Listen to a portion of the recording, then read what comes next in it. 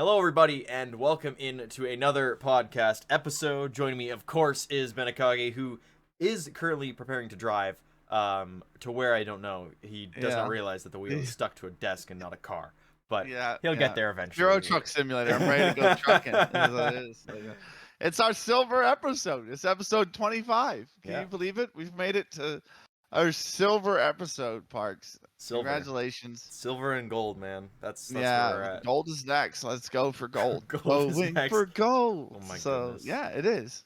Pokemon Silver, Brace for Impact Silver is kind of where I'm at.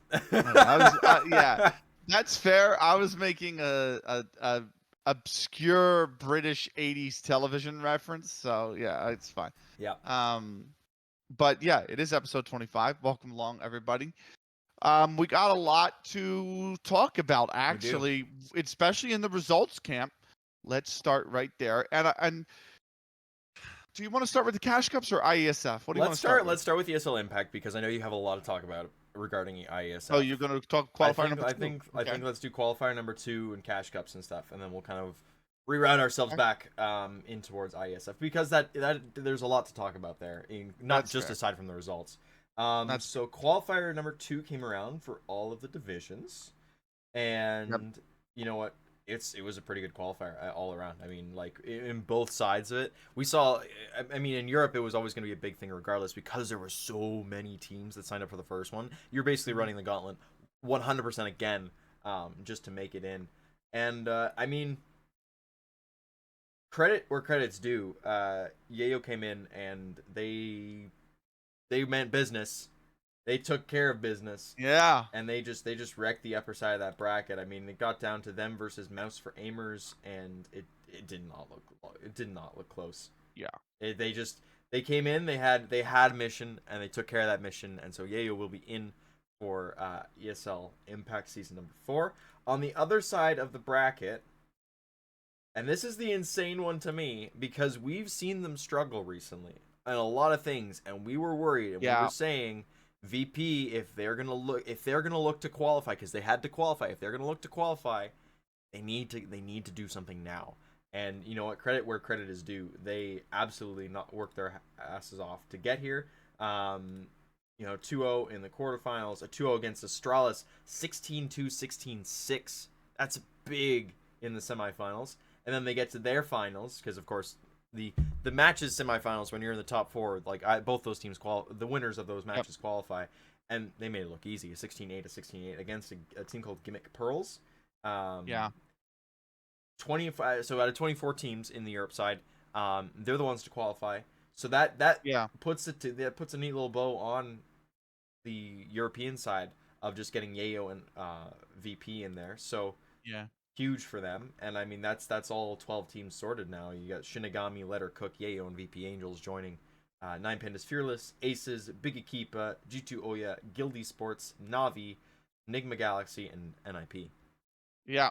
Big note about this is, first off, VP had to take down a big scalp, arguably the biggest one in this bracket in Astralis. They had to play him in the quarterfinal, right? Yeah. So it looked easy. If you look at the scoreline, it looks like it was easy. It was a walk in the park for them. And that's it was crazy. the new Danish lineup, all Danish lineup, looked good in the first qualifier, and it came up just short, right? Like they looked like, okay, they got quite a bit of punch, probably could make season 2, and then they just fell flat on their face here. For the Yayo side, I'm not saying they're lucky. Do not get me wrong. Please do not take this way. But they were on the easier side of the bracket, and their biggest opponent that we were expecting them to face got knocked out before they even got there, and that was Team Spirit. That was a big heartbreaking loss. Because I'm number one for me personally, because I'm a big Jamie fan, and I love Moraltis as well. Two of the nicest people you'll find in Impact. Yeah.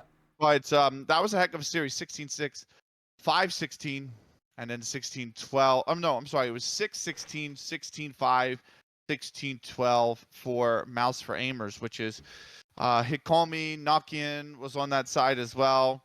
But Yayo played Mouse for Aimers in that semifinal, and it was kind of one-way traffic a little bit. I mean, they put up a decent fight, Mouse Framer, 16-11, 16-10.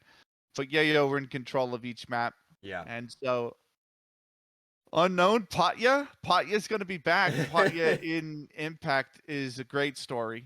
Yeah. But yeah, look, congratulations. We talked about this team numerous times, Park, numerous times on this podcast about how they're very good and they can get the results when they need it. And here they are in the qualifier when they need a big result and they come through. So Yayo are going to be joining, like you said, the likes of Europe for season 4. It's a big blow to Astralis.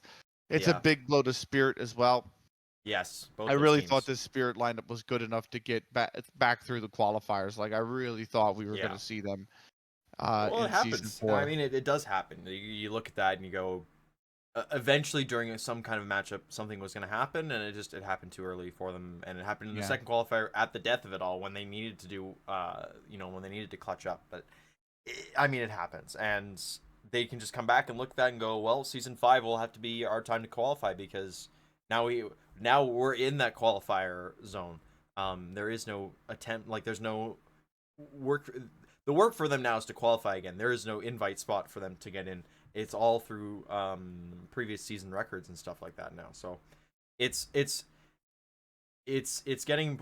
back to the point where ESL Pro League was, where you had to qualify, you had to make it through the lower, and there wasn't an invite. It was you had to be good enough to stay in there, and that's where we're at. So credit to the teams that all made it through, and we'll see them in a week and a bit, just over a week. Yeah, it's crazy. Yeah, just over a week. Yeah. Moving on, then we're gonna head to North America. Because why not? We're doing a reverse order. You should do South America first. We can go to South America probably. You want next. to South America? Yeah, I think you know what? South America is probably And I mean, that's kind of just because of where the teams are at and everything like that. And I mean, it wasn't too much of a big fight. 5 teams overall, and it's a quick 2-0 for Ravens to take that win over Mooncats. So we talked about seeing Ravens into it next time around, and then Davina female as well.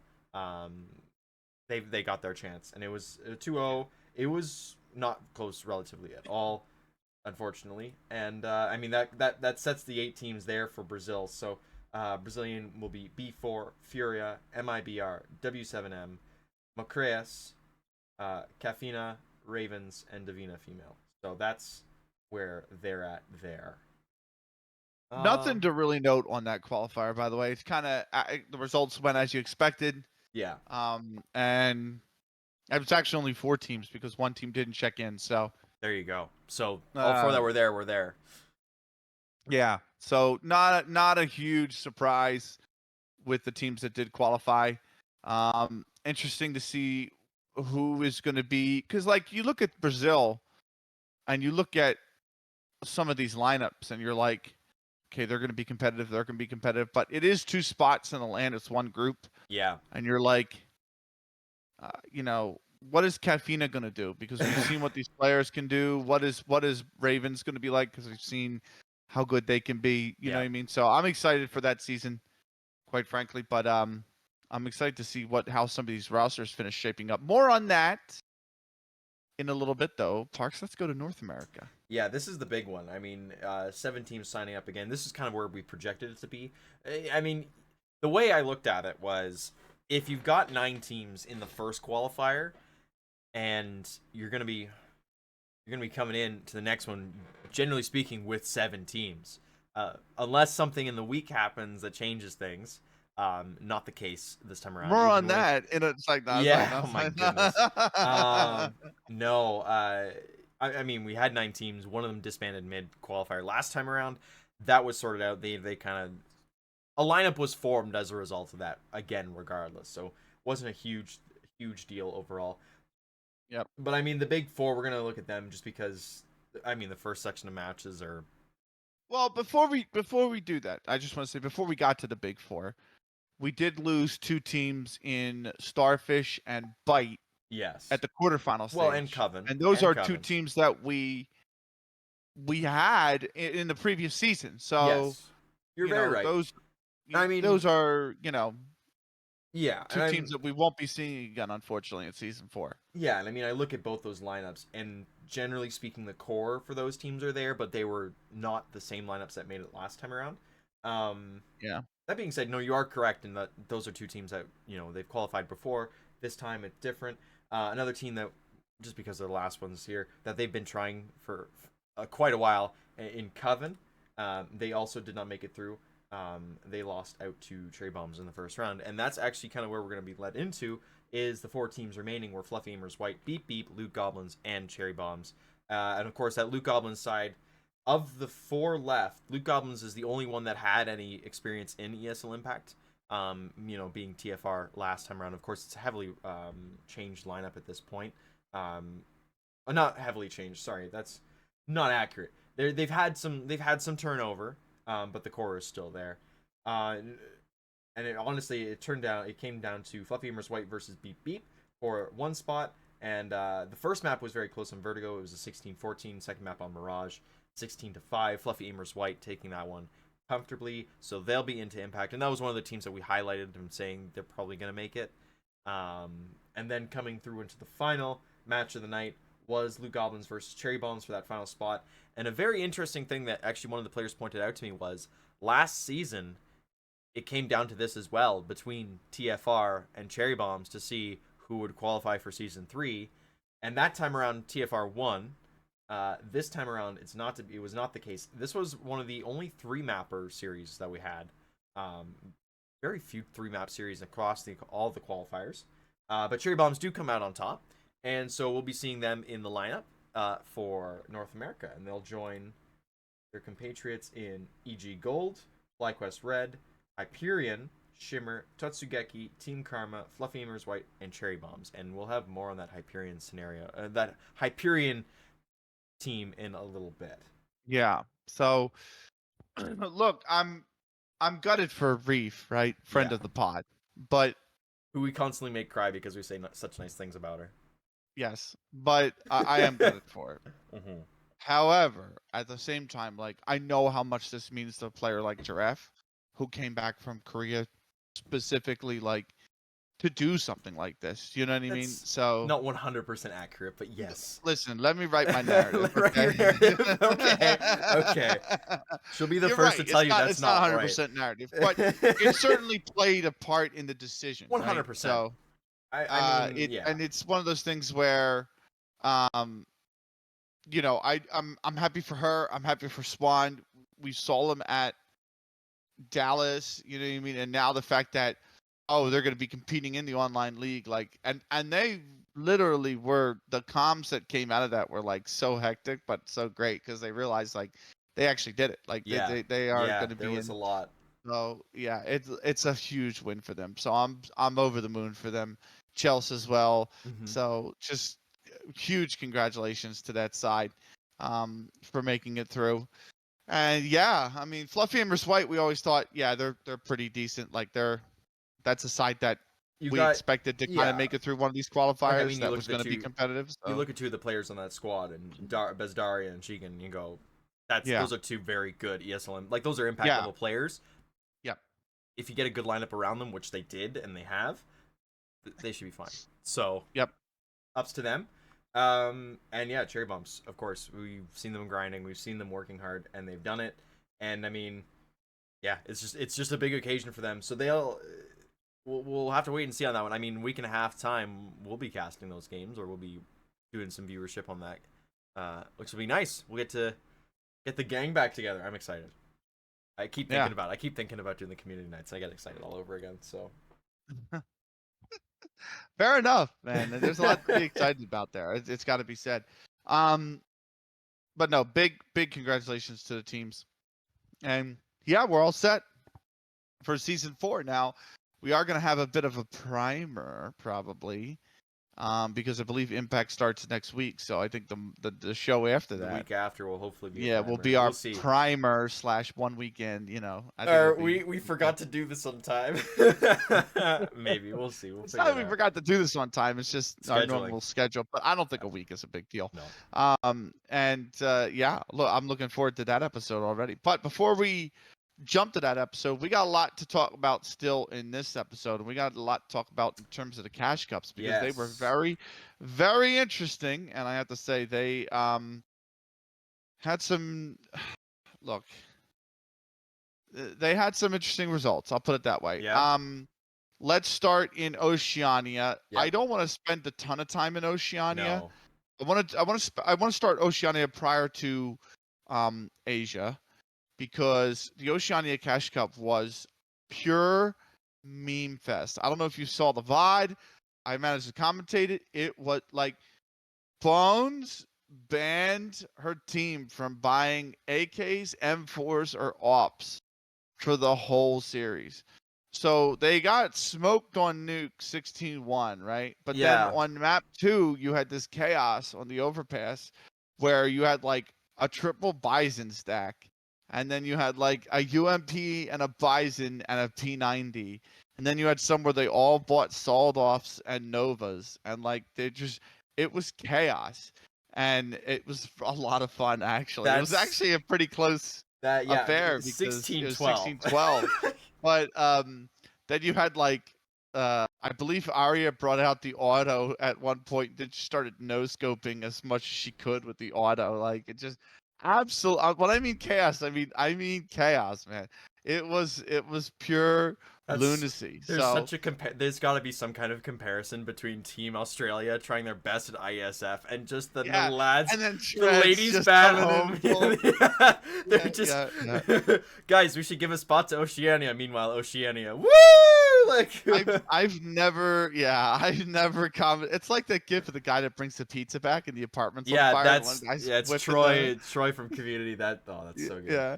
So good. It's. I'll put it this way. I've never commentated so many 3Ks with a Bison before. Okay, absolute nuts. But Amazing. yeah. So Yarp win that one, but it was actually a meme fest. Like it was a pure meme fest. And that brings us to the one that I wanted to spend a few minutes on real quick, and that's Asia. Yeah. And the reason I want to spend a few minutes on is because what an absolute mess of a tournament. Not be ESL's fault or anything like that, but we had something like, believe it or not, I think we had something like 6 teams sign up. Yeah. And then they had to kick 2 because they were male teams. Yeah. And then they had this Shaosen Esport or whatever who signed up 2 weeks ago for the Cash Cup. They had this guy, I believe it was Shanzi. Yeah. On that lineup. They tried to sign up 2 weeks ago. They got found out to be a male team, so they got removed. Yeah. It's a different admin this week than I believe from last week. They started playing the match, and then they realized like somebody, and I think it was the player on the opposing team, tipped them off. Yeah. That they think it's a male, and they did a voice check. They didn't pass the voice check, so they got removed. And the game got forfeited. But like, why do we have to go through this? I almost used it there. I could personally consider that you using it, but I understand what you're going with.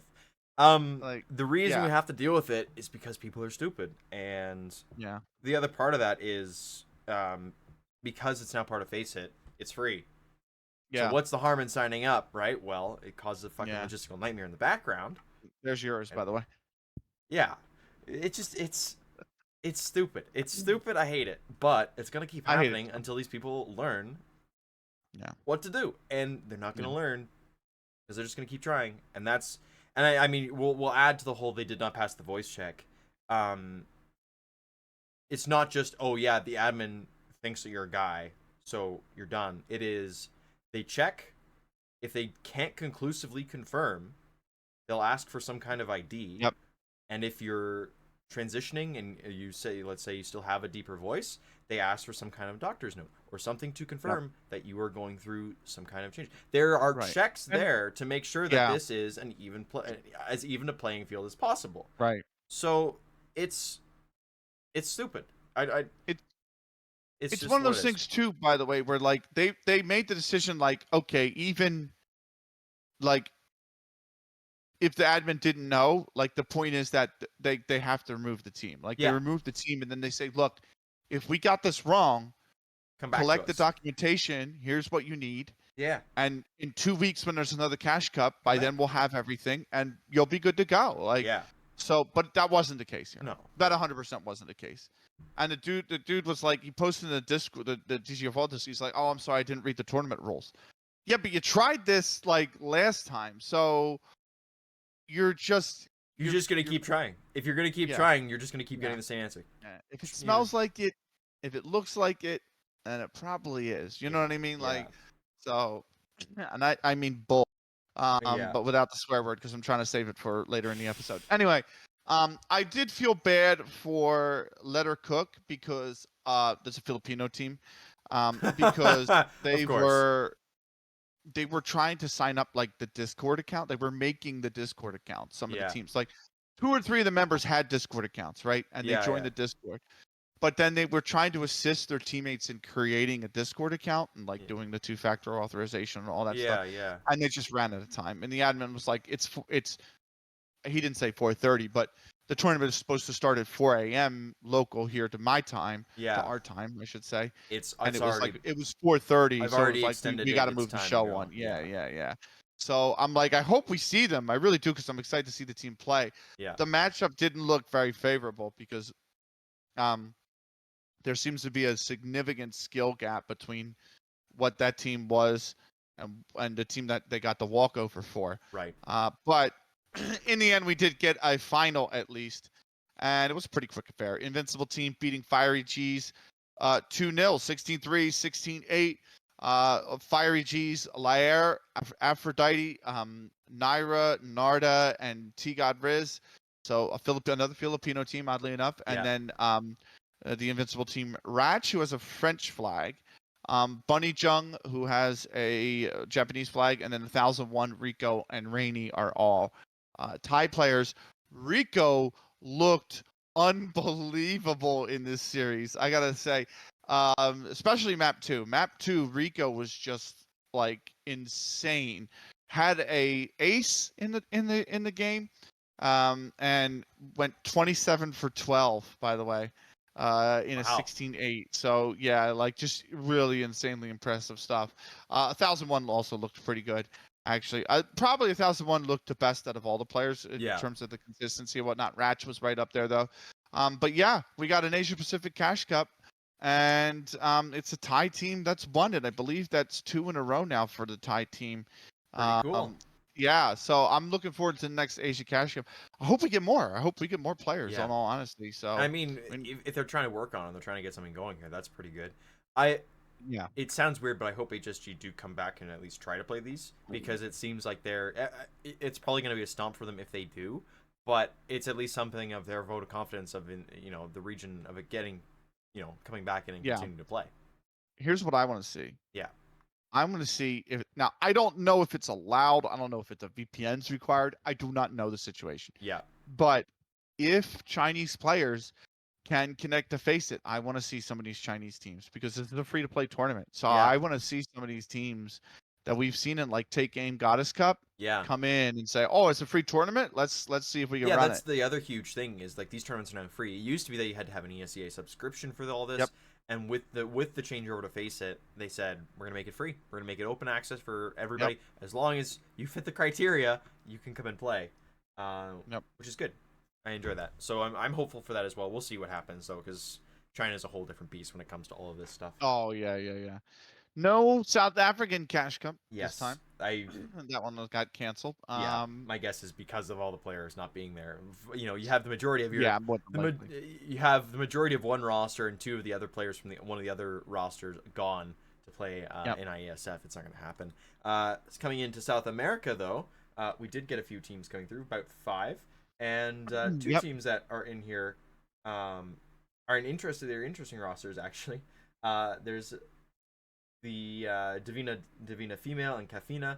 Both of those teams were in playing, joined by Capivaras, who is, I mean, you got Akina, Little Z. Players we know, but players we know. tugging together. And of course then Penela du Rush, Anna X, Fursi, Yosi, Yuli, and Junger. Sorry. So, I mean, it's another pug team, but again, top players coming in Yep. from the region. And I mean, Penella de Rush, they took quite good care to keep it fast at least. 16-5s for a 16-5 on both maps for a 2-0 win in the grand finals. And it was a 16-6, 16-7 affair in their semifinals. Capivaras did beat out Cafina 16-2 Yeah, and 16-2, 16-1. 61, a blowout, by the way. That's Yeah. huge. So, Yeah. yeah, I mean, Brazil keeps on trucking, and it's good to see that it's good to see that they're consistent, at least in having at least 4 or 5 teams every single time around. I mean, that always kind of worries me. It's like, oh yeah, you still have, Gamers Club, Gamers Club, Gamers Club the entire time. Is there going to be enough want to do a Cash Cup? And they're here, they're still playing. I think it'll be the same situation for them. I think as well. Like that now that it's free and you don't need the ESCA subscription, Yeah. you'll see them a lot more. Yeah. That pushes us over into North America then, and this one was quite good. 7 teams signed up, and I mean Hyperion is in here as well. This is their first under it's their second under the name, but it's their first with the official lineup, because before they'd been kind of swapping players in and out just to kind of Well, see. I don't think this was the official lineup even for Hyperion. Unless I'm tripping, but they had Oh no, they did have Jules. You're right. My bad. Yeah, they have Jules on this lineup, who is a substitute, by the way.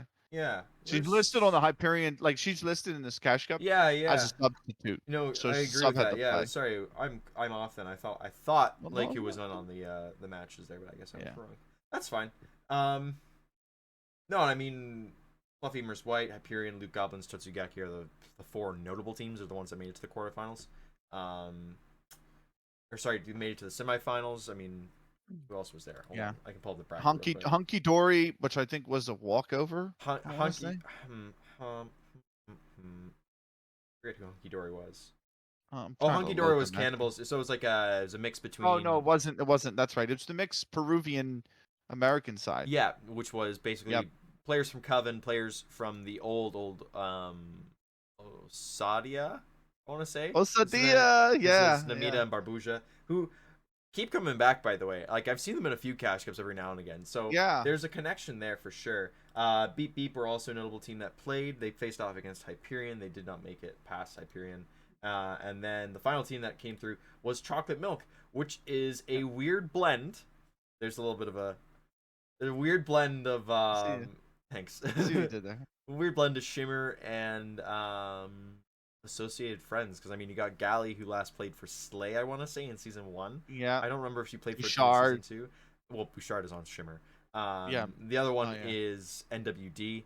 I kept saying Inward because 1 NWD. Oh yeah, Inward. Inward. Yeah. But I was told it's actually just NWD, and the reason the 1 is there because NWD was already taken. I don't know. I think Inward is pretty funny and pretty cool. Inward's pretty good. I think it's pretty good. I think that's clever, but I was wrong. I have to always assume that CS players are not NWD, not a weapon of destruction. So, damn. Well, they played. That's not a shade at the players. Just like whatever. A little bit of shade. No, I didn't mean it like that. I know, but it's funny to tease you. It's funny to tease you that way. Oh, by the way, Jules is Medici, old Medici. So. Whoa. Okay. Brain breaking a little bit there. Yeah. Jules played a Cash Cup and I missed it. Oh crazy. My god. Yeah. Big shout out to Jules, by the way. Big shout out. So that leaves us with the semifinals, though. Fluffy Embers White going up against Hyperion. It was an okay match, not the greatest, if you're looking at this Hyperion side. Of course, there are missing Laiku, so substitute was in. 16-7, 16-9, which is, one of those like things. Half competitive. Half competitive. It's I would, it's okay. That's all right. Like I said, it's okay. It was just, yeah. When it comes to teams coming in, we don't have much info on them. Cash Cups are a very good place to look for results, and that was a very good place to find. Tatsugeki on the other side facing off against Luke Goblins, 16-8 on Ancient, 16-14 on Inferno. That was quite a match, especially on Inferno. It got crazy towards the end for sure.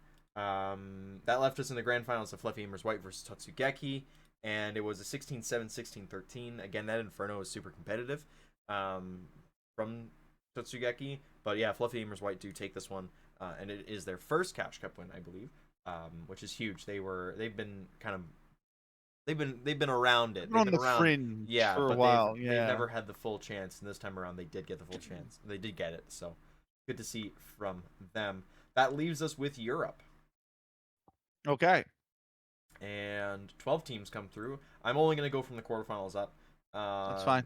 VP, we're notable team. It's crazy. It's Party, VP Yeah. Angels, Navi Javelins, Gimmick Pearls, who were one of the teams that were into the qualifiers and made kind of a deep run. Yeah. Almost And made it, by the way. When they yeah, made the yeah, final round. So. yes, and then Astronauts, of course, coming back in. Coming down to it, honestly, it was. I mean, the closest match coming through was at 16-13 between Smileface and VP Angels. Yep. You then got to the quarter. Again, get to the semifinals. VP face off against It's Crazy It's Party. They win 2-0, a 16-7, a 16-10. On the other side of the bracket, Navi Javelins versus Washington 5M, 16-9, 16-14. And that Yeah, lets that us second in. map was really close, by the Yeah, way. yeah. That was Inferno. That was really, really tight. Or no, that was Nuke. I'm sorry. That was really so tight. So then that leaves us in the grand finals, Navi Javelins versus VP Angels, a 16-7, 16-14 for the Javelins.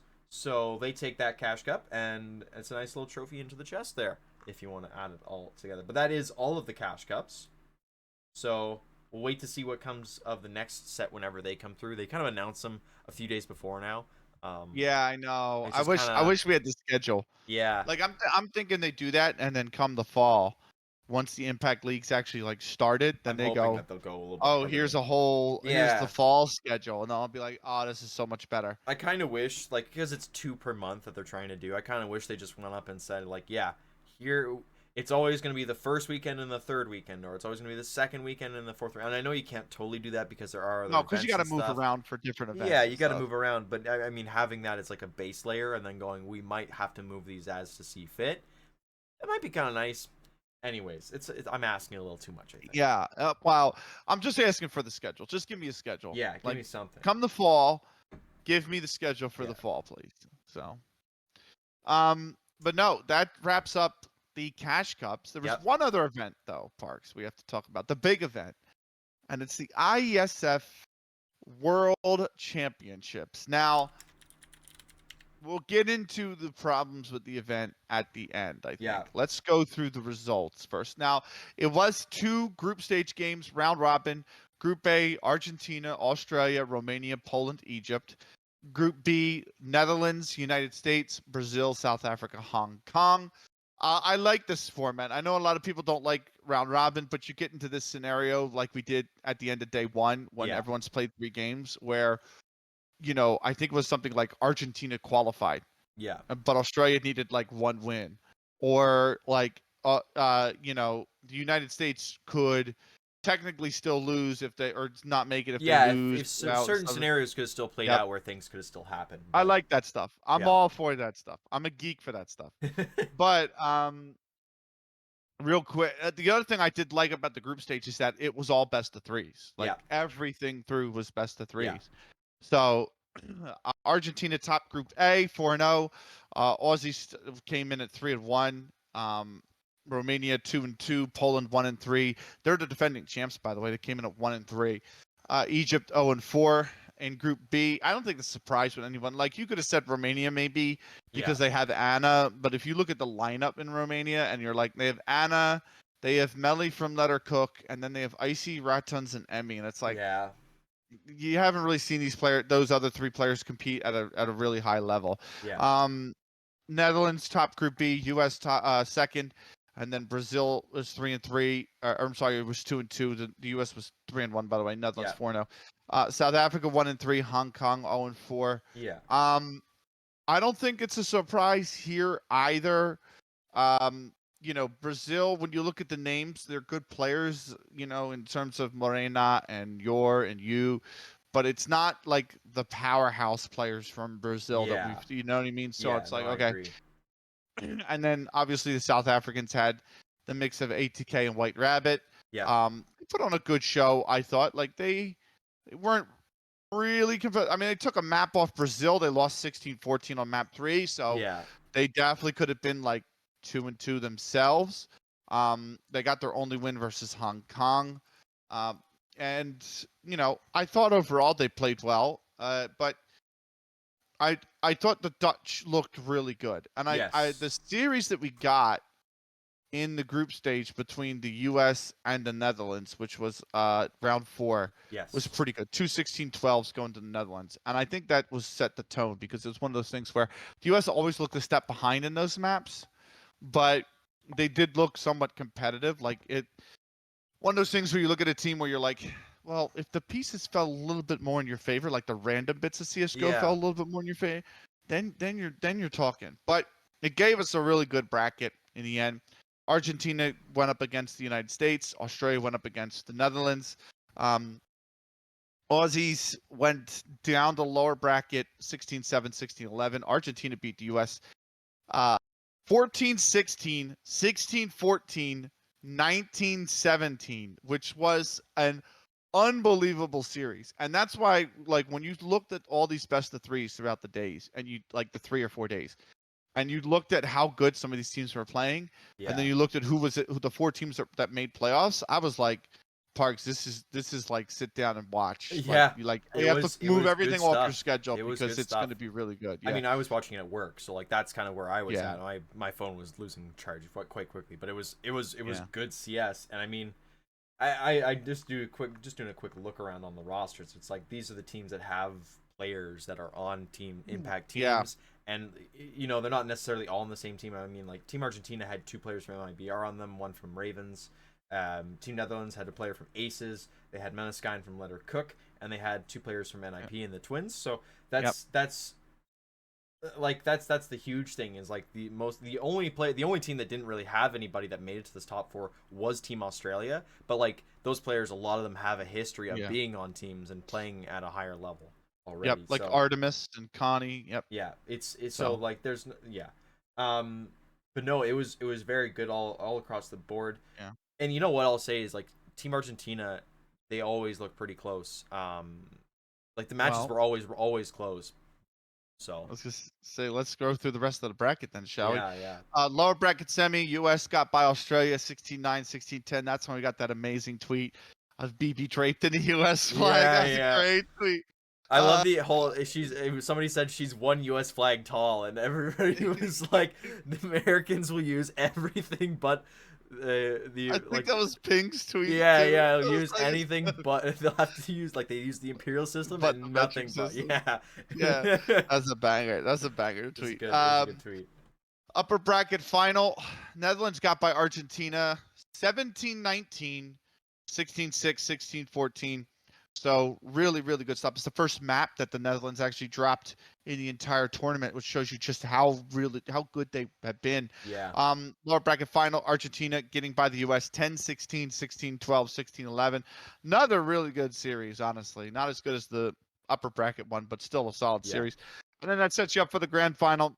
And Netherlands took that one 13-16, 16-6, 16-14. So we had a banger grand final to top off the event. And Team Netherlands are world champions. Now, if you look at the lineup, I don't think that's a surprise. No. I certainly thought Argentina was going to do well, and I thought the U.S. was going to be third. That's kind of what we got. That is what we got. That's kind of what we got. I had I thought the top 4 that kind of came through are kind of what I projected to be the top 4.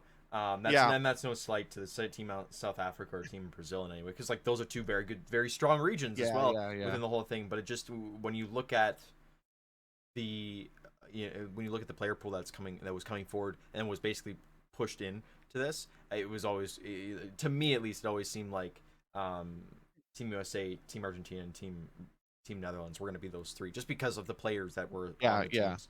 The recognizable names go a long way. I thought there was an outside chance Australia nick it as well if they played well enough. There was some signs. I mean, they played well enough to make the They semis, did. so I was like, Yeah. okay, like certainly watch them in the group stage. You were like, whoa, and then when they Yeah. just barely lost that series to Argentina, I thought, actually, you know what I mean? Because I thought Argentina's really, Yeah. really good. No, they put on a show. Yeah, Yeah, but no, in the end, it is Team Netherlands winning. They got to celebrate on stage with Armin van Armin van Buren. Buren, which Yeah, is a yeah. great event. And look, this is where I'm going to lead into talking about the event real quick. Yeah, yeah. I think a lot of people, I think it's kind of gone away a little bit, but like back in the WESG days, we had you know, a lot of people being like, why, like WSG 2018, you were limited to, you could only play for whatever country, you know what I mean, that you were born in, or you had citizenship in, you know what I mean? So their team, Australia could only be Australians, and like CLG Yeah. wanted to send their squad, but they could only send 3 players as a part of Team USA, and they had to find 2 other players, you know what I mean? Yeah, yeah. Like, and people are like, why is that the case? And the argument, I think, there was because the money was so huge. Yeah. WESG was $600,000 tournament. Yeah. Like, that is a massive tournament for the women. Little did we come to find out that it really would probably not see all of that $600,000. No. But this was an $80,000 pool, which is still great for the women. Oh, it's good money. Definitely Yeah, good money. only the top 3 got paid out though. So Yeah. if you're having a world championship finals, you can spread that out across the 10 teams. Yeah. And like, if you did that, like the way I was thinking about it, if they did that, they like, the top team's still going to walk away with like 20 grand, like a good chunk of the prize pool. Yeah. Like, but nonetheless, I think the need for this like kind of World Cup style of tournament in CS is needed. I like it. I think it's great. Overwatch had it. It got fans really hype. Yeah. I think it's really good for CS. The problem is it's always seems to be a TO that's either a bad actor in the scene, WESG, or doesn't really have the experience or know how to pull off an event like this. Yeah. IESF. Now, you can't go too hard on IESF because you got to remember this is part of a larger esports event that is running 6-7 esports titles. You know what I mean? They had, I want to say it was Street Fighter 6. It might have been Tekken, but one of the fighting Something games like was that. there. FIFA was there. League of Legends was there, I think. Yep, Or it I'm was. not League of Legends. I'm sorry, Dota. I believe League was Counter there. Strike. League might have been there. I don't know. But the point is, like, a lot of top esports, and then Yeah. FIFA. But Okay, keep going. what do you call it? The problem I have is the adminning was really poor, Yeah. and the tech issues were really bad. Like, you should not be day 4 in an event having a tech issue. Like, if you came in to start of the group stage and you had bad tech issues, and 2 best of 3s took you 10 hours to do, I would chalk it up to day 1, because we all know how day 1 of a LAN is, especially outdoor stage. You've got to deal with nature now, Yeah. right? Day 3 of your event, you should have that ironed out. Yeah. You know what I mean? Like, you should be ready to roll here. And then it's the fact that they had, in the Australia-Argentina series, Yeah. they were on the main stage. The men's tournament finished the group stage, by the way. They were on the main stage.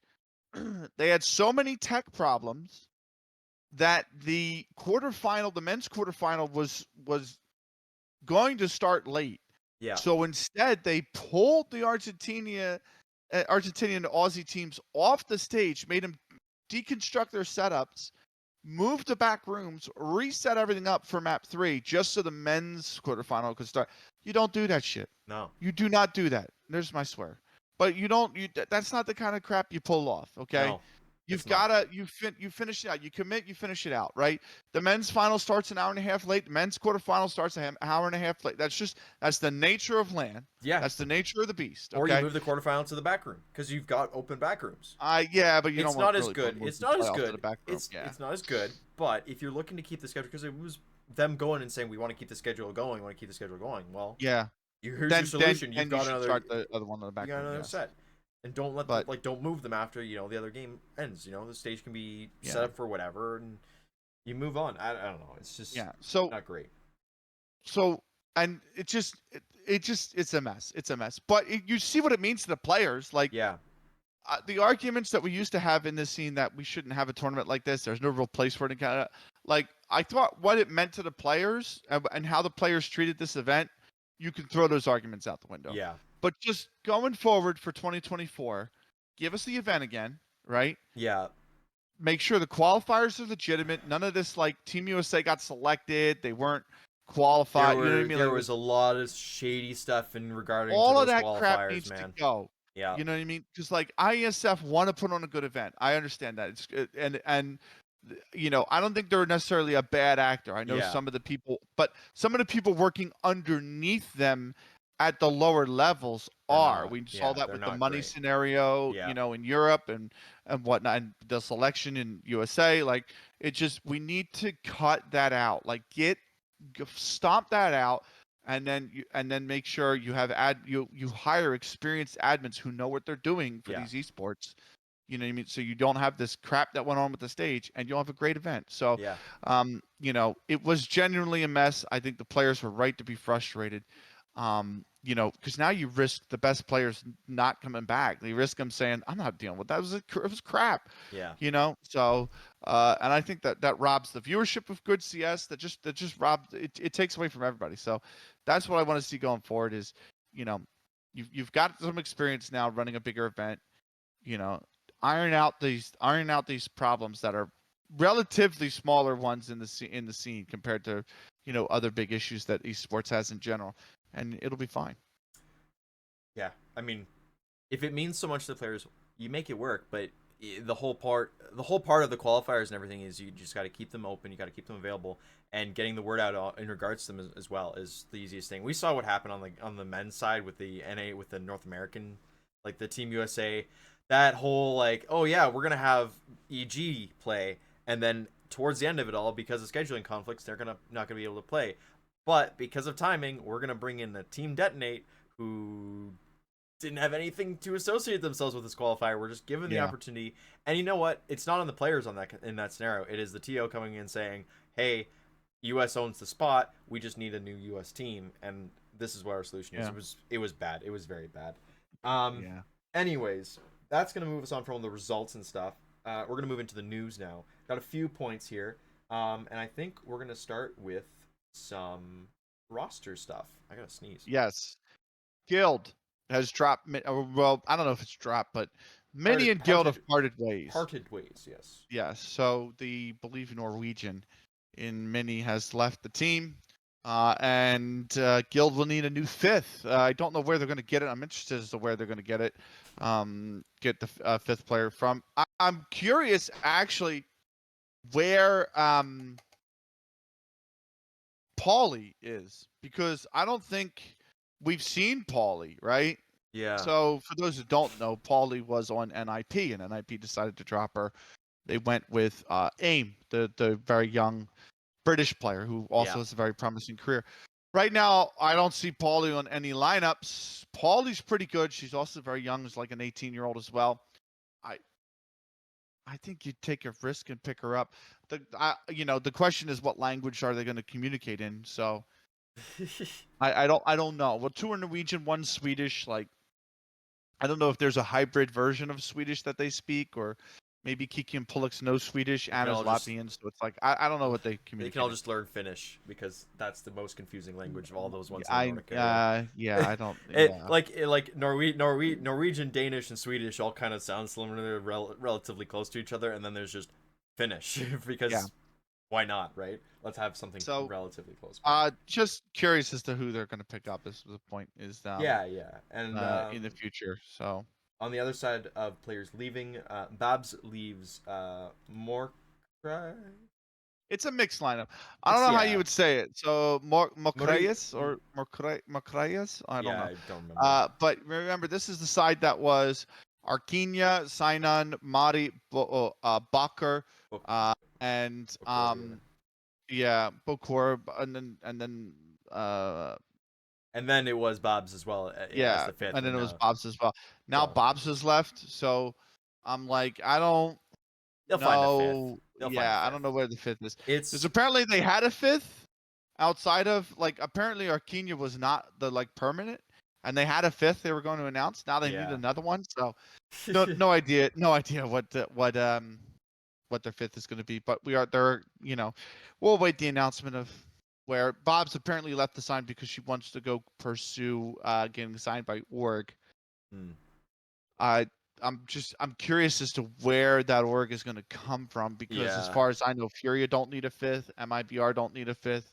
W7M don't need a fifth. Like Davina don't need a fifth. So Yeah, I your best practice was probably to wait yeah. and get signed by an org from that team, because Yeah, exactly. So I there don't know were a what I few don't know orgs where. sniffing around. And Yeah, and I would have said if you put Sinan, Madi, Bokor, and Bob's on a team, I'm like, yo, that's I a think pretty somebody's looking in on solid that one. team. Like, Well, and yeah, we can lead into that, actually, just talking about signings and everything.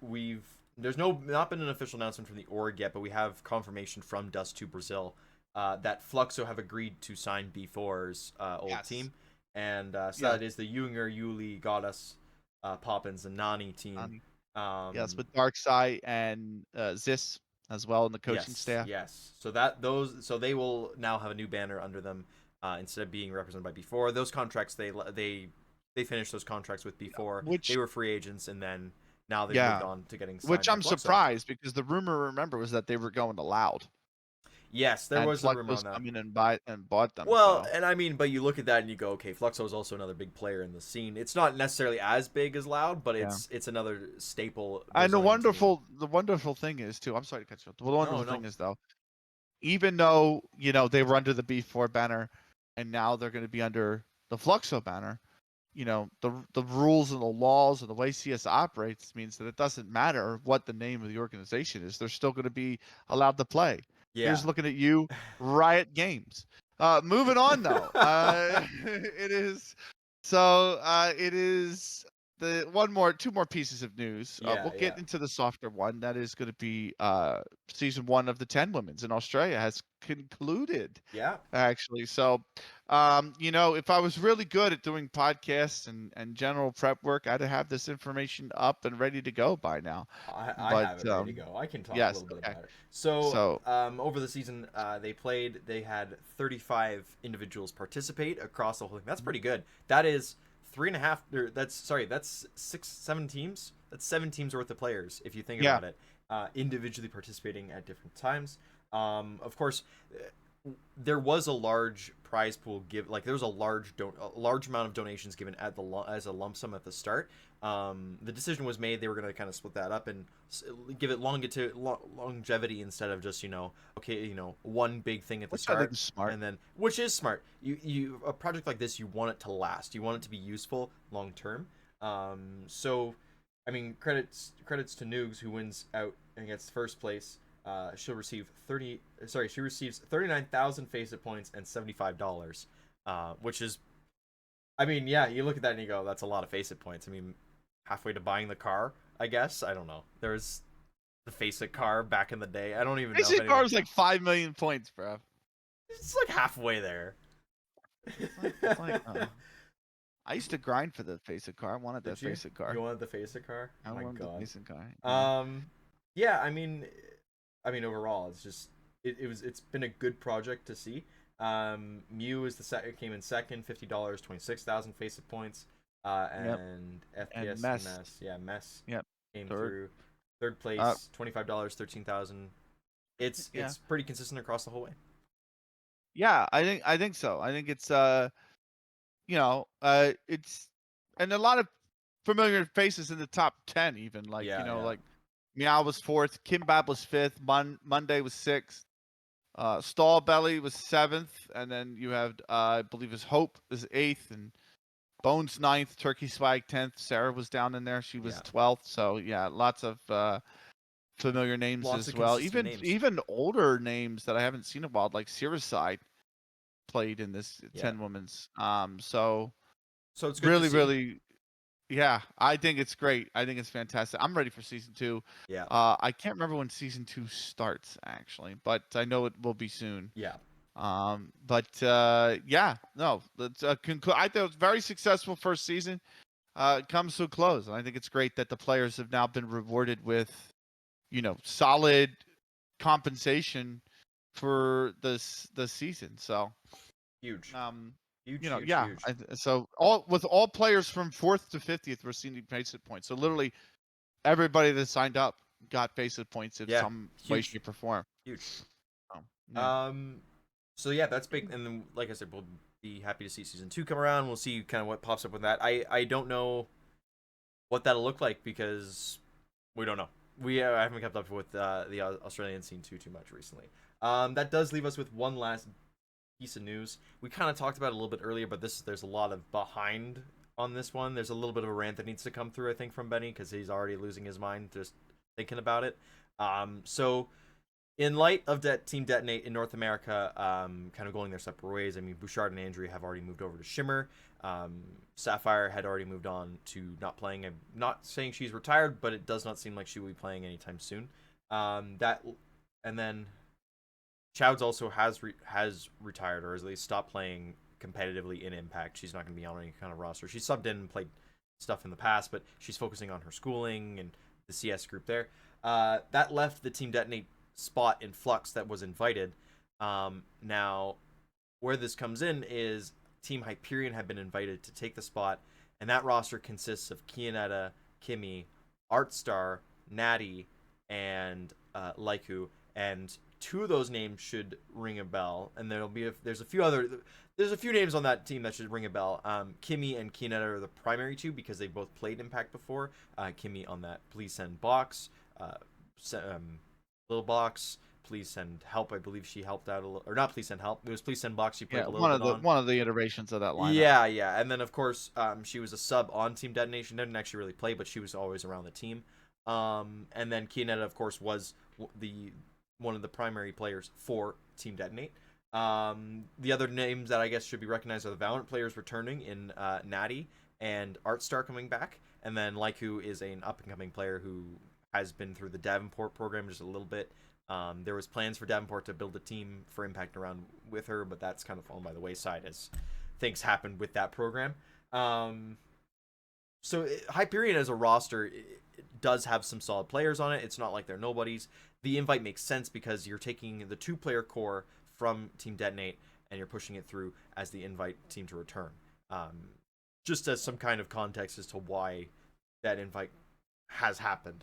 Then we get into whatever happened this weekend when somebody found out that Hyperion was the invited team. I think this is where you can talk if you're not going to lose your mind. Yes. Do I name names? Is it worth naming? I mean, it's in a public Discord. It's in a public Discord. If you want to, you can. There's no. Nobody's gonna say anything because it is a public Discord and everything, and I doubt it's a big. It's not a huge enough deal where it's like it's already life altering. The only thing I will say is this. Let me start this way, right? Yeah. This is what they put. First off, about Hyperion being invited at 1:26 in the morning, mind you. Oh, where is the Women's Player Council? I might ask. What are you even talking about? Like first sentence. What the hell are you even talking about? What women's pledge? This isn't freaking. It's not episode 2 of Star Wars. Okay, yeah, there's not a council of them sitting around in Jedi robes deciding who the fourth invite's going to be. For Christ's sake, you can hold the title, but you can't take a seat. Exactly, right? They would have a thing or two to say about the fourth invite. No, they weren't because they don't freaking exist. With no CSGO experience or Cash Cups place. No CSGO experience. So, in case you don't know, okay, the encyclopedia, we got to crack the old encyclopedia out for this one, okay? Yeah. But some of these players do have CSGO experience, a lot of CSGO experience. Kimmy was in the seasons 1, 2, and 3, I think, if I remember correctly. Maybe, I think 1 and 2 for sure. Season 3, I believe she was off, but she was a sub. Yeah. Yeah. Artstar is a world champion in this game with 2 Intel Challenge Katowice titles to her name. Yeah. Okay. Kionetta, I believe, played in the Impact seasons already. Yes. Correct me if I'm wrong. Consistently Okay. has played in them. Correct. Natty played in Silhouette, who was on in DreamHack Showdown Winter 2020. And used to be part of A New Esports, which was a signed paid organization. Granted, they were only an IM team at the time, sure. But, so don't tell me they don't have experience. Do your research before you make a claim like that. Yeah. Like you mentioned, came through the Davenport program. I know she hates. I know she funny. Hates. I honestly, I kind of troll by saying that just because it's the thing that she's known for. But she's actually also a partnered streamer and everything. Like, there's a whole other side to the personality and who Anna is. Right. Aside from being I'm Laiku and I played a little bit of CS for a college program. Yeah, But right. But I know she hates. I know she it's hates on funny. MJ. It's funny to say it But consistently. just I Anna find roll. I'll enjoyment roll saying with it. it. You're watching this, roll with it. Nothing to do. But still, Yeah, you and your um, Twitter followers, which so is the next point look, I'll come to. there's really the only player that doesn't have competitive experience within the women's scene, Yeah, not competitive experience overall, but competitive experience within the women's scene is is Likey, Laiku. right? And she Yeah, has competitive experience outside of the women's scene. So don't tell, like, what are you even on about, mate? yeah, What are you on about? And then she goes, disrespected teams by been setting an example, showing up and grinding. It's an invite spot. It's ESL's invite spot, and they can invite whoever the hell they want to. Okay, you know when we had this argument? Okay, you know when the last time we had an argument like that was? When Advanced was created, and everyone's going, why the why hell did is CLG CLG red Red there? get an invite? And Richard Lewis did an amazing rant on it about, well, it's an invite league, and you're getting pissed because ESL's inviting teams they want to an invite league, specifically at the time, one that had a lot of branding and a lot of history behind it, like CLG. By the way, they were good enough to stay in that division for like the next 6 seasons. So Yes, they made their point. don't even give me the fact that they weren't good enough or whatever, because they were. They stayed in the division. If they weren't good enough, they'd have gotten relegated, right? So it's like you're just so full of crap when you speak like this. You really are. And it goes GG for the last message, GG for all, but it is unless you have enough Twitter followers. No one's even talking about so. What is like Waffling. you're honestly, if you speak like this, you're dumbass. Like I'm just gonna come out and say it. Like, you know, you don't have any understanding of the history of the scene, because you already admitted that, because you said the players don't have impact, any experience. 3 of them played in the, well, 2 of them played in the league. One of them's won women's events prior to the impact scene being even formed, and another one played in the DreamHack circuit prior to the impact scene being born, the DreamHack women's circuit, which, by the way, wasn't, that got derailed because of the pandemic, right? The whole idea was that you would have the DreamHack Showdown Valencia. That winner got a spite to DreamHack Winter, I believe it was. That went to like Team Originum. They showed up, you know what I mean? A DreamHack winner, played competitively, didn't win any maps, unfortunately, but played competitively. You know what I mean? Like, that the whole point was that it was going to feed into the DreamHack circuit, by having this Valencia showdown. So it only got derailed because everything had to move online in 2020. So Yeah. But of course, and then they go, sadly, I do have after I called them out on this, they go, sadly, I do have a very complete understanding of the history of female CS, going all the way back to the Cal League. No, you don't. If you just said these players who have impact experience don't have any experience. Yeah. You literally said they don't have experience, but they've played an impact for 2 seasons. So you're talking at the wrong end here, okay? You're supposed to be talking out this end right here. Like, it just... The whole... No, listen. Yeah. Listen. I understand. Let me bring it back for a second. Yeah, right? Because I understand why you could raise an eyebrow at this, right? That's not to say that nobody should raise an eyebrow at this, because we had a situation like this in South America, and ESL's decision was, we're going to give it a 3rd invite spot. We're going to have a 3rd place playoff for the 2nd qualifier, right? So the idea is that you could do the same concept maybe should be here, right? Yes. Like 3rd qualifier or something like that to get it over the line. I totally understand that argument. I have nothing against that argument. That is, in all honesty, probably the way ESL should have handled this. Right. But at the end of the day, it is their invite spot. I was going to say, it's their league. They have made a point. It's their league. This is the last time they're doing invite slots. They looked at the roster composition coming forward, and they saw that Hyperion still retains enough of a core to make it feasible. And again, it doesn't matter if it was feasible or not. They could have just invited them anyways. They could have invited Saints if they cared to. This is what happened in Season 3. This is what happened in Season 3 with EU. They invited a bunch of teams. Not all of them, right? They had a bunch of extra teams to get up to 12. And then in season 4 came around, they invited a bunch back, and not all of them were Yeah. teams that had been like, I don't remember if all of them had been like the top 8, or if some teams had been invited back, and others hadn't. Like, I mean, Yeah. I forget where Astralis But ended up it because happened in season 3. You're right, yeah, because they had brand names come into the scene like Astralis and Spirit and all them, and are like, and so they we'll invited give them you a in. spot. We'll give you, yeah, Yeah, exactly. Like that's here's the incentive. the yeah, that's the whole point. So So now you look at a roster that has Artstar on it, and you're like, are we? And Kimmy and Cunetta, who know that you've played in the yeah, league, but who are have good experience, players and are going to make some kind of wave and are right? Who have been on your stream before, so now you yes. can keep building the marketing of them up. Like it just, of course. I want to spend a shout out to Natty real quick because I think she handled this The first response she off had, yes. as extremely professional as anyone could have handled it. And she said, first off, I'm so sorry if you or anyone else felt they were disrespected by the scene by receiving that we disrespected the scene by receiving an invite. You don't disrespect. You're not the one that gives the invite. Yeah. So, but you say that just to diffuse the scenario. Just for some transparency, 2 of the players in the team were Detonate players, which was the team that initially received the invite for this season. We had some multiple conversations with ESL because of the major roster changes, and that they had their own conversation as well as who would get the spot. In the end, they checked our credentials and deliberated before giving us the okay. It was not an overnight decision. More than likely, that's very, very true. Yeah. Very true.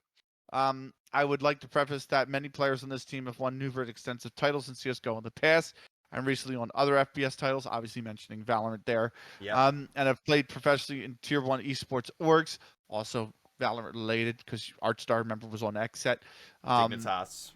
And CS. Dignitas, that's correct. Yeah. And Dignitas, like yep. the big elephant in that room. Everyone on the team has played CS for 10 plus years, minus 1 player. The decision was not made by Twitter followers. That's 100% true. That to even suggest the decision was made by Twitter followers is absolute foolery. Which is hilarious because like this isn't like up until this weekend, basically nobody knew. Like there were very few players that Yes. knew that Team Hyperion was getting the spot, and the only reason they knew is because they had talked to the Hyperion players. Like it was not a Yes. Just Two article that came out and suddenly said this until Right. after the news had broken. Right. She finishes by just saying, we've been grinding the game quietly the last few months as a team while waiting for the decision to be made. We're extremely passionate about women's and marginalized gender scenes, which is very much true, and only hope it continues to grow from here. If you know the players, that's very true. Yeah. We are extremely grateful to be given this opportunity to be allowed to play alongside so many amazing ladies. That is how you professionally respond to this crap. Yeah. Now, so that's why we made a 15-minute rant about it. Well, because you can't. The point is, you cannot be a representative or claim to be a community ambassador of a women's esports program, league, like outreach, whatever you want to say, that's been meant to promote the game, and then you do that by putting down other women for a decision that was not theirs. Yeah. Like that's not the way to handle it, any way, shape, or form. And I think that's the biggest thing. So for me, it's so it was an absolute hypocrisy that I thought was disgraceful. So and I don't, once the Hyperion decision goes public or whatever, if it hasn't already, or if ESL's not even well, make Dust 2's made the announcement, and Hyperion right. are listed as a team on their website. So like it's right. It's not like they specifically announced them, but they're there. It's not going to be anything special. But the point is, like, if there's anybody that comes along and goes, "Why the hell would this team invited?" Blah blah blah blah blah blah blah blah blah.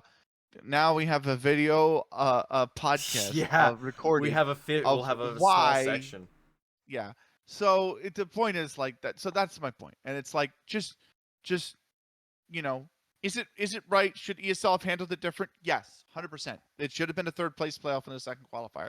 Hyperion probably wins that third place. Yeah, I was gonna anyway. say the whole point, the whole thing you look at is if Hyperion aren't a good enough team, they probably wouldn't have made through the qualifier, and then they wouldn't have gotten the spot. But in this case, they just looked at it and they went, they control. It's whatever. We'll take care of it this way. In the end, it's ESL's league. Yeah. And it's ESL's invite spot. Yeah. And they dictate that invite spot as they see fit.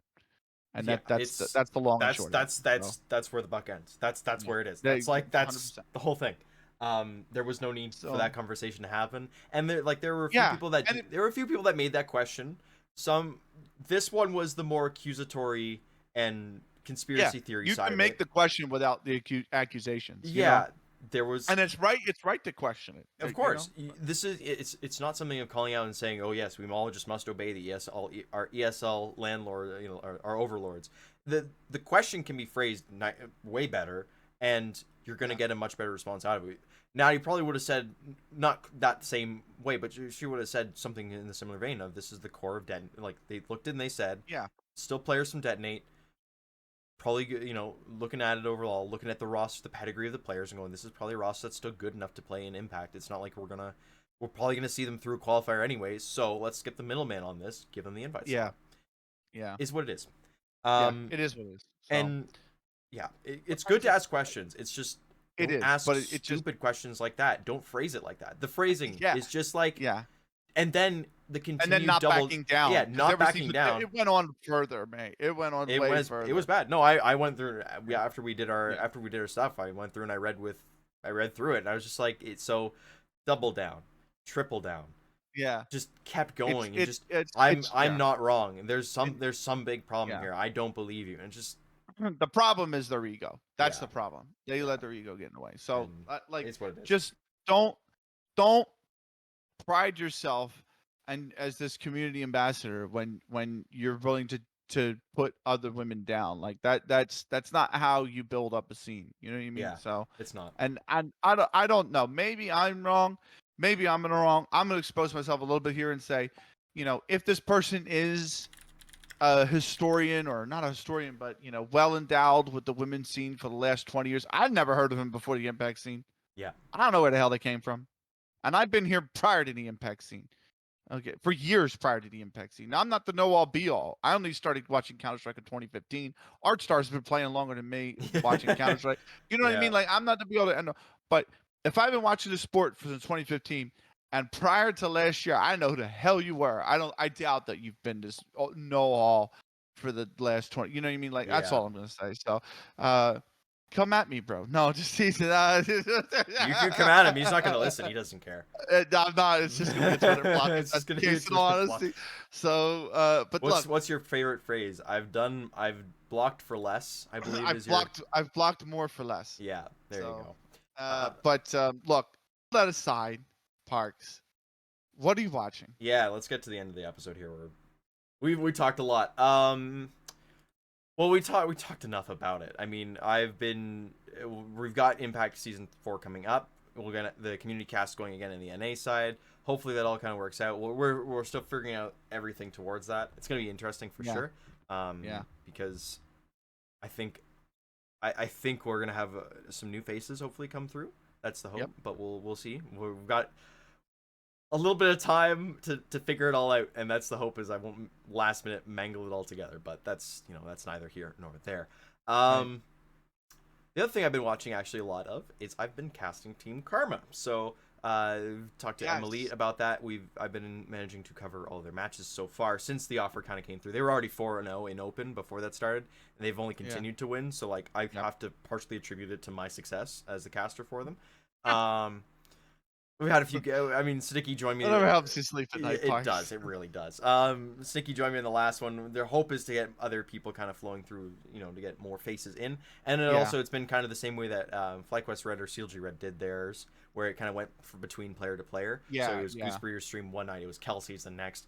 We did the first one on Elite's stream. Last one was on Olya's. I believe the next one is going to be on Bungie's. I could be wrong. I'm okay with this idea, but also like they could just make a Team Karma. They could. Like, it's extra work. It's extra work. And I mean, you look at it the other way. You're getting that way now. You're getting a community that knows the 5 players, and that's you can follow them when they individually stream. Yeah. So, anyways, that's what I've been watching. That's what I've been doing. Benny, what have you been doing? What have you been watching? What? No, it's what am I? What will I be watching? Yeah, my friend, and that is going to be the ESL Impact season. It starts in a little over a week. So there's nothing else coming through the pipeline. I do expect soonish that Gamers Club is going to make an announcement about the start of Liga Femenina. Yeah. The circuit again, because usually they have 2 a year. Yeah. And they finished the land like 3 weekends ago in August. Yeah, not so too long ago. Yeah, it's like, well, you've left yourself 4 months to do the whole circuit. You know what I mean? Again, so it's time to. I am expecting Yeah, well, yes, but it's kind of also the same way it kind of worked last year. So Yeah. I'm kind of expecting the announcement soon. So that's what I'm watching. ESL Impact season, and then also watching for that announcement on League of Feminina circuit starting up again. You know the biggest thing So we're also watching? The what's announcement that? of when CS2 comes out and what the TOs Yeah, all do. that's very That's the true. biggest one is That's what very true. I happens when the think honestly, TOs. I think we're a fortnight away, but we'll see. Guys, So I keep saying it. I put it around September 20th, kind of that, yeah, later September. That's kind of what I've been putting at. Um I don't know, man. I genuinely do not think the TOs are gonna immediately switch. I think they're gonna stick in CS:GO for a little bit, finish out the current tournaments, and if the then when the game new, client allows them to. if it allows it, I don't see Valve, because like this happened with Source and 1.6. Like you Yeah, could but still they were play. two completely separate No, but games. when they went from those two games to Go, I don't think there was an immediate switch. There were still some tournaments that No, kind of but hung again, they over. were all three separate games. This supposedly CS2 was taking over the entire client. Whoa, that's Like gonna be huge then. that's the point. So I yeah, again, I look at that and I say I don't think Valve is going to meet. I don't think Valve just overnight switches off the CS:GO servers and just like, because there's a lot of stuff that we've seen, man. You can't fix all those bugs in 2 weeks, and it's just gonna it makes the game a lot poorer if you're not giving the tournaments maybe. their finish. But they I don't have know. had That's a closed personal beta for opinion. months, so we'll They've had see. the closed beta for months Anyway, and they're still look, having issues. that's the end of the episode. We'll Yeah. put it there. We'll put a bow on it there. We'll finish off. That's the end of our silver episode, Parks, Yeah. which means in 2 weeks, next episode is the end of season 1 of Brace for Impact. It's the end of our first year. It's our, Yeah. so it's 26 not our episodes. anniversary. It's the end of year 1. The anniversary is the Yeah. next episode after that. So, Yeah. you know, big celebrations need to be had. 3 straight episodes, silver episode, and then one end of season 1, and then the anniversary. So, Yeah, we'll figure something out. You know what? yeah. Actually, we've been doing mini celebrations every single week because we've been now consistently having interviews come out every other week. Yeah. So we get interview regular, and we have Yeah. got quite a few in the can.